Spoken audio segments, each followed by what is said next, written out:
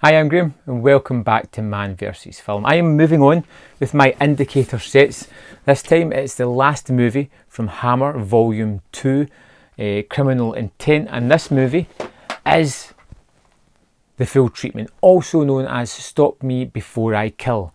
This has two versions on the disc. It has the full treatment of The Full Treatment, and it has a cut version which is called Stop Me Before I Kill.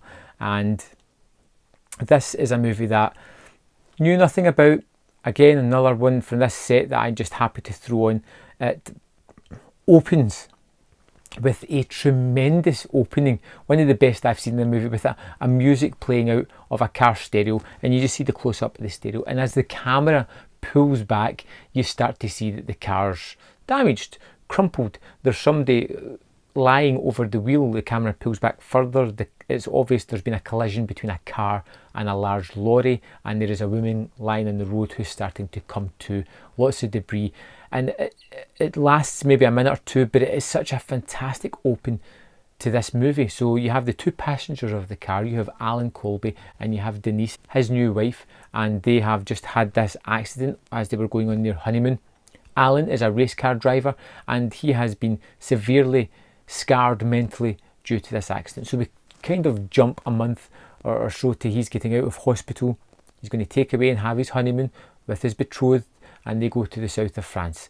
And it's obvious throughout these opening scenes that Alan is deeply scarred by this and starts to hurt his wife without realising that he's doing it. He'll be cuddling her, and before he knows it, he's almost got a tight grip around her throat. She manages to stop him, and it flips between this sort of deep love to this hurting his wife, hurting the thing that he loves the most, and he can't control himself, and he ends up just a ball of rage. You know, he can be pleasant one moment and just jump into this fiery temper the next by the littlest trigger. And as he goes to like various dinners and parties, he's snapping at people, where he meets David, a psychologist, who decides that he wants to work with Alan and try to cure him of this problem. I want to tell you a bit more about the movie, but I feel as if there are certain things that transpire between these three people who are the main protagonists of the movie that I feel should be discovered itself. This is directed by Val Guest, the guy who worked a lot with Hammer movies, and it adds some deep thematics into the movie that you don't normally see from this sort of time scale. You have this sexual nature of the characters, who are quite clearly sexual animals, and it's depicted as that, the three of them, all the way through the movie.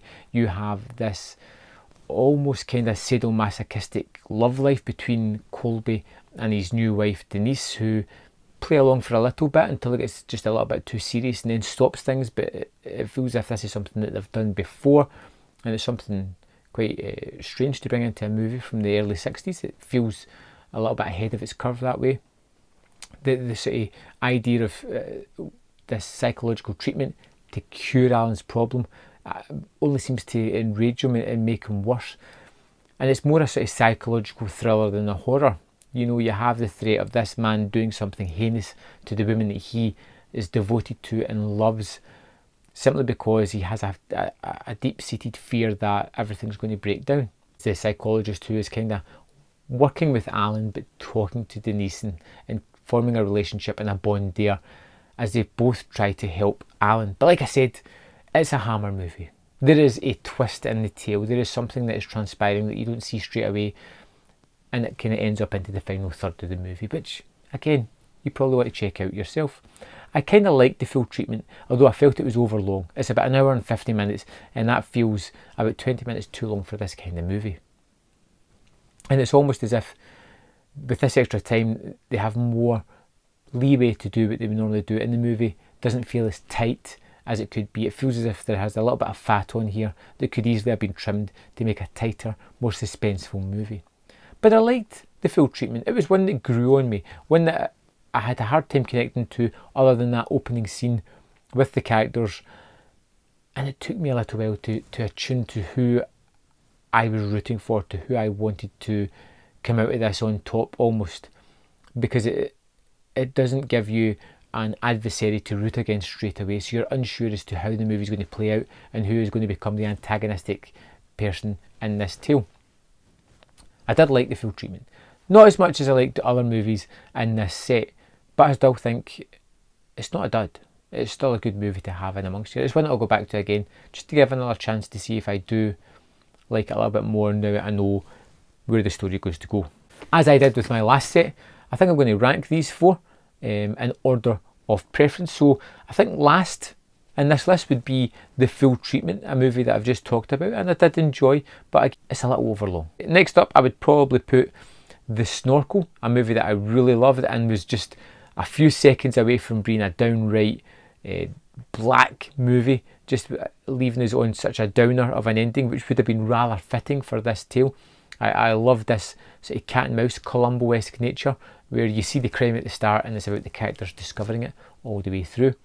Now we're on to the hard choice. Two movies that I absolutely adored, I thought were fantastic, and I think it's going to take a second watch to separate which I prefer, but I think on this occasion I'm going to put Cash on Demand at number 2, an intricate little play-like movie involving an almost Christmas Carol-like tale, where you have Peter Cushing as this bank manager who is held at ransom or at gunpoint without a gun by this robber who has his child and family on the other end of the phone, and if he doesn't cooperate they'll be murdered brutally. It's so well shot, it's so much fantastic conversations that really kept me going all the way through the movie, and I love to see the interaction between the two characters and how it was going to play out, and I thought this is great. This is going to be a kind of Christmas movie almost that I'm going to watch every year because it's just so much fun. And then number 1 on this set is Never Take Sweets from a Stranger, a movie that was just gripping from start to finish. It looked fantastic. It had a tale of this new person into a new society, a new town, who is back against the wall as he discovers that one of the patriarchal figures here has a rather nasty background and has possibly done something terrible to his kid. It's a movie that, if you haven't seen, it's worth buying alone for this set. For me, both Cash on Demand and Never Take Sweets for a Stranger were 5 out of 5 movies, absolute tremendous watches, and that is worth picking up this set alone for that. It's just terrific. If you've seen these movies, if you've got this set, I'd love to know where you rank them all, your 4. Let me know in the comment box, and I'll see you next time on Man vs Film.